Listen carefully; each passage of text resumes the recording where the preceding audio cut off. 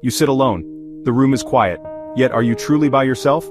A feeling persists, a sense of being observed. This is the new solitude. It is a solitude shared with unseen listeners, shared with silent watchers. The algorithms are always there. They are the ghosts in the machine. Their presence hums beneath the surface of our lives, a constant, invisible companion in our most private moments. This algorithmic presence is subtle. It does not announce itself loudly.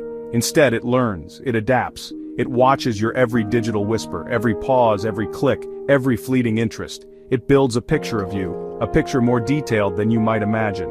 This portrait is not for your eyes, it is for theirs, those who seek to understand you, often to predict and to guide your actions, your thoughts, your very desires.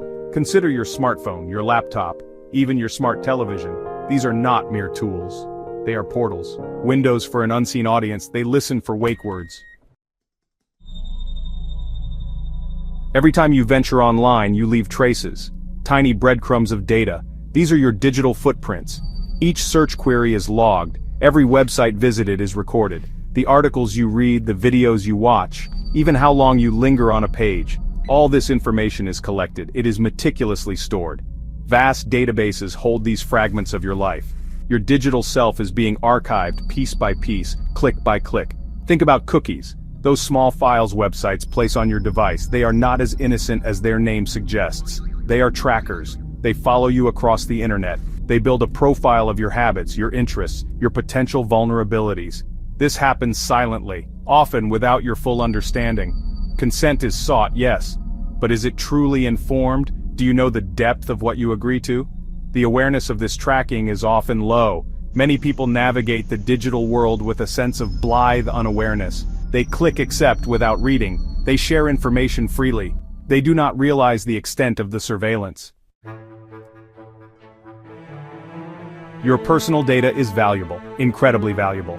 It is the new oil, the new gold. Companies understand this. They have built empires upon it. The collection of your information is not just a byproduct. It is the core business model for many. Every click, every like, every share contributes to this wealth. You are not just a user, you are a resource, a rich seam of data to be mined. And mined it is, relentlessly. This commercialization of data is pervasive. It fuels the digital economy. Your preferences, your behaviors, your social connections, all are transformed into marketable insights. These insights are sold to the highest bidder. Advertisers use them to target you with precision. Political campaigns use them to sway your vote. The goal is to influence, to nudge, to control. Your digital self becomes a commodity, traded in unseen marketplaces. Detailed profiles are constructed. Algorithms sift through mountains of data. They predict your next purchase, your next interest, your next move. This is surveillance capitalism, an economic logic built on prediction. And prediction requires data, lots of it. We have grown accustomed to being watched. Surveillance has become normalized. It has seeped into the fabric of our daily lives. Consider the smart devices in our homes. Smart speakers listen patiently. Smart fridges track our consumption. Fitness trackers monitor our bodies. We invite these devices into our most intimate spaces. We embrace the convenience they offer. We seldom question the surveillance they embody. This normalization is a gradual process. It did not happen overnight. Each new piece of technology offered a benefit, a solution to a problem, a new form of entertainment. With each adoption, we conceded a little more privacy. We traded it for efficiency, for comfort, for connection. The cumulative effect is a society where constant monitoring is accepted, almost mundane. Our expectation of privacy has eroded. Closed-circuit television cameras are ubiquitous in public spaces. We accept them in the name of security. Our movements are recorded, our faces are scanned. This physical surveillance mirrors the digital. The watchers are no longer just online, they are on our streets, in our shops. The boundaries between public and private blur. It is tempting to romanticize the past, to imagine a bygone era of perfect privacy. But was privacy ever truly absolute, or is it a concept that has always been contested? Fluid? Perhaps what we are experiencing is not the loss of an old reality, but the emergence of a new, more intrusive form of visibility.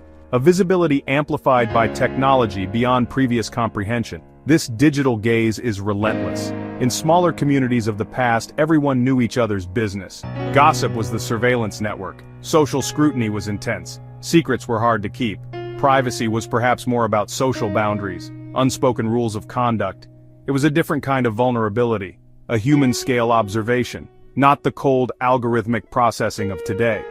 The methods were different, the reach was limited, the storage was fallible memory, the current digital surveillance is different. Reflect on the state of privacy today. It is not a simple picture. We are entangled in a complex web, a web of convenience and data extraction. The feeling of being watched is a symptom of a system that thrives on our information. Is privacy a lost concept? Perhaps not entirely lost, but it is certainly wounded. It is under siege. We must acknowledge this reality. We must understand its profound implications. The implications stretch beyond targeted adverts. They touch our autonomy, our freedom to think, to explore ideas without judgment. If every action is recorded, will we self-censor? Will we avoid controversial topics?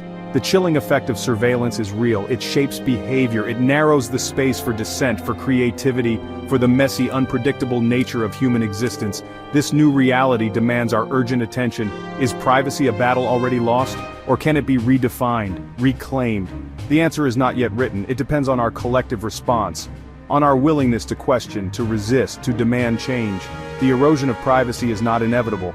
It is the result of choices made by corporations,